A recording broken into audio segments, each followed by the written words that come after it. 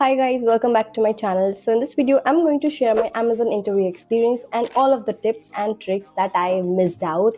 And I don't want you all to miss on those tips and tricks. And also there were a few of the patterns that I have observed. And I feel like यार मुझे ये मैंने पहले से क्यों नहीं कर रखा, काश मैंने ये कर लिया होता तो ये इतना इजी इंटरव्यू मेरा भी क्रैक हो जाता. Obviously, a failure story is way better than a success story because failure story tells you the number of ways you can fail. So let's get started with the video.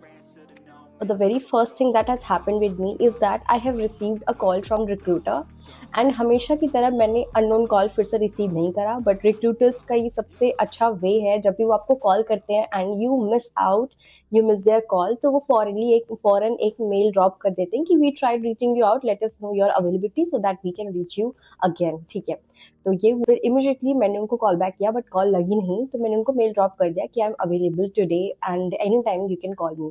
तो मैंने उनका number save कर लिया. तो उनका next day call आया फिर से and that opening was SD1 FTC, that is full time contract role. इस टाइम पे मुझे ये नहीं पता था कि कॉन्ट्रैक्ट रोल्स क्या होते हैं. देन मैंने रेडिट पे पूरी थ्रेड पढ़ी है, क्वोरा पे भी पढ़ा है, बहुत सारी चीज़ें हैं, आप वहाँ से रीड आउट कर सकते हो. तो बेसिकली अगर मैं शॉर्ट में बताऊँ तो जो कॉन्ट्रैक्ट बेस्ड रोल होता है वो दूसरे पे रोल पे होता है. मतलब आप कॉन्ट्रैक्टर के थ्रू काम करोगे अमेजोन में. मतलब आप काम तो कर रहे हो अमेजोन में बट आपका जो पेरोल है, जो आपका सैलरी स्लिप होगी वो आपके कॉन्ट्रैक्टर के उससे पेरोल से आएगी. ठीक है, तो इतना तो समझ में आ गया. Now this was about the full time contract role. If you want to know more about this, I will attach the link of the Reddit thread in the description, you can check out there. Let's get back to the topic. So recruiter से मेरी बात हुई, उन्होंने 1 week बाद के लिए मेरा assessment schedule कर दिया एंड फिर मुझे हैकर रैंक से भी मेल आ गई कि मेरा असेसमेंट शेड्यूल हो गया है फॉर अमेजॉन SD1 FTC. ठीक है, एंड वो था 190 मिनट्स का एंड उसमें 2 कोडिंग क्वेश्चंस थे. ठीक, तो अब असेसमेंट था तो मुझे एक चीज समझ में आई कि उसमें 1.5 क्वेश्चंस तो मेरे हो गए थे. एक था बहुत ही बेसिक डीपी का एंड एक पूरा एल्गोरिदम बेस्ड था, उसमें बाइनरी सर्च लग रहा था एंड उसमें ट्री का क्वेश्चन था. तो ट्री एंड ग्राफ तो मेरा ऑलरेडी बहुत ही ज़्यादा स्ट्रांग है, तो मेरा वो पार्ट हो गया था एंड मेरा असेसमेंट क्वालिफाई हो गया था. फिर मेरे पास इनकी कॉल आती है कि congratulations, you have been shortlisted.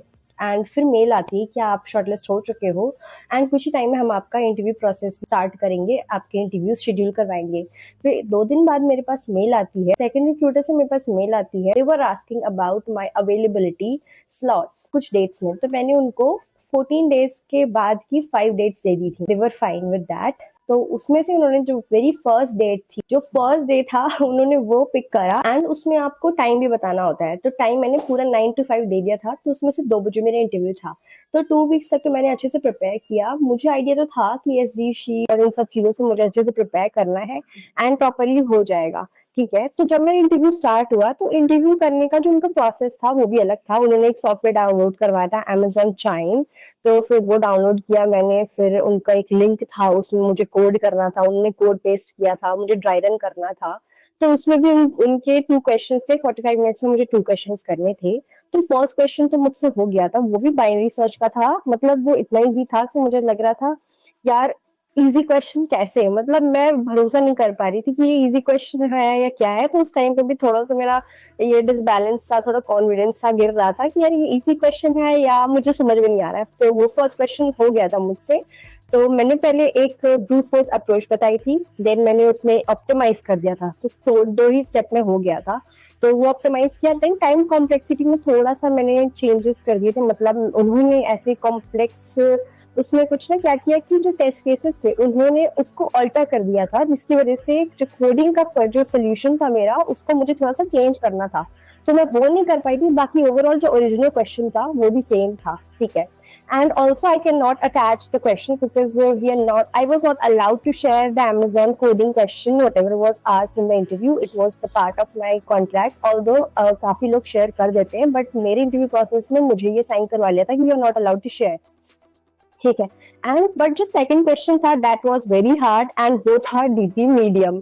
मतलब यार डायनेमिक प्रोग्रामिंग से मैं भागती हूँ, क्योंकि डीपी वाला पार्ट मेरा स्ट्रॉन्ग इसलिए नहीं, क्योंकि आप देखो कोडिंग में क्या है कि अगर आप अप्रोच वगैरह सब समझ लेते हो, बट आपको अपने माइंड को ट्रेन करने के लिए you need to practise and you need to give contest, ताकि इंस्टेंटली आपको क्वेश्चन समझ में आ जाए एंड आप सोल्यूशन भी रन कर पाओ, सोल्यूशन भी एग्जीक्यूट कर पाओ, ठीक है, आपका दिमाग चल पाए। तो वो सेकंड क्वेश्चन तो मुझसे नहीं हुआ था, मतलब अगर मैंने उसे हाफ भी कर दिया होता तो भी शायद काम चल सकता था। बट वो क्वेश्चन थोड़ा सा अजीब था, कि मतलब मुझे क्वेश्चन भी समझ में नहीं आ रहा था। तो यहाँ पे मुझे समझ में आया कि यार काश मैंने लीड कोड कॉन्टेस्ट और ये लीड कोड के जो पैटर्न्स थे, जो एचडी शीट थी, उसको मैंने बहुत ज्यादा सीरियसली लिया होता। मतलब ऐसा है कि यार हर एक कंपनी का ना जो प्रोसेस है वो बहुत ही ज्यादा डिफरेंट। तो मैं बता रही हूँ, अब मुझे इतना समझ में आ गया गूगल और अमेजोन का इंटरव्यू देने के बाद कि हर चीज कॉम्बिनेशन के साथ काम करती है। लीड कोड कॉन्टेस्ट भी उतना ही जरूरी है, लीड कोड पैटर्न्स भी उतना जरूरी है, एसडी शीट जरूरी है, बहुत सारी चीजें, सब कुछ कॉम्बिनेशन में जरूरी है। एंड जो सबसे ज्यादा जरूरी है वो है लीड कोड कॉन्टेस्ट। कॉन्टेस्ट देना बहुत ज्यादा जरूरी है। मतलब अगर आप कोई भी चीज बिल्ड कर रहे हो तो आप एबीसी पहले सीखोगे, फिर आप वर्ड फॉर्मेशन सीखोगे, फिर आप सेंटेंस फॉर्मेशन सीखोगे, देन आप जाके ऐसे राइटिंग पे आओगे। बट अगर आपको डायरेक्टली कॉम्पिटिटिव प्रोग्रामिंग और अपनी स्किल्स को एनहांस करना है, कोडिंग बहुत ही इजी है, बट आपको कुछ ना तरीके प्रॉपरली फॉलो करने पड़ेंगे। तो जो एक प्रॉपर ट्रिक जो मुझे समझ में आई है वो ये है कि लीड कोड कॉन्टेस्ट। आप कॉन्टेस्ट दो, आप कोई टॉपिक मत मत पकड़ो, कोई पैटर्न मत देखो, कुछ मत देखो, बस आप कॉन्टेस्ट स्टार्ट कर दो। तो दो चीजें सबसे ज्यादा इंपॉर्टेंट है, वो है LeetCode pattern and then LeetCode contest. LeetCode pattern इसलिए जरूरी है, लीड कोड पैटर्न अगर आप और भी ज्यादा इसको छोटा कर दो तो एसडी शीट, ठीक है, बट पैटर्न में बहुत सारी चीजें अलग की भी कवर होती हैं। तो I will be creating a separate video जिसमें मैंने सारे के सारे पैटर्न्स को कंबाइन करके मैं एक वीडियो बनाऊंगी and then I will share with you guys. तो लीड कोड पैटर्न से क्या होगा, देखो जो लीड कोड है ना पूरा का पूरा वो इन्हीं सब पैटर्न्स पे चलता रहता है एंड क्वेश्चंस रिपीट होते रहते हैं, बट पैटर्न में थोड़ा बहुत चेंजेस करके आप सोल्यूशन लिख सकते हो। एंड लीड कोड कॉन्टेस्ट से क्या होता है कि आपका ना इंस्टेंटली आप क्वेश्चन समझ पाओगे एंड आप सोल्यूशन लिखने की आपकी हैबिट बन जाएगी। मतलब आपका माइंड जो वो ट्रेन हो जाएगा कि अच्छा कम टाइम में आपको कैसे काम करना है, ठीक है। तो इसलिए leet code contest is very very very important, ठीक है।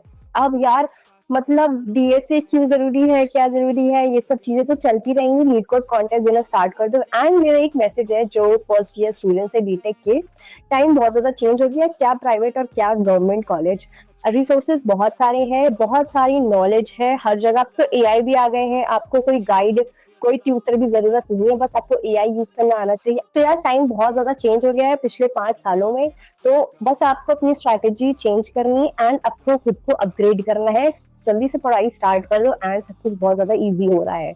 So yeah, that's all. I think this video was helpful, and do let me know if you need something else or need more information, then I'll try to comment and try to reply. Let's interact in the comment section, guys, and I'll try to interact with you in the comment section. So yeah, that's all, and thank you, and see you in the next video. Bye bye.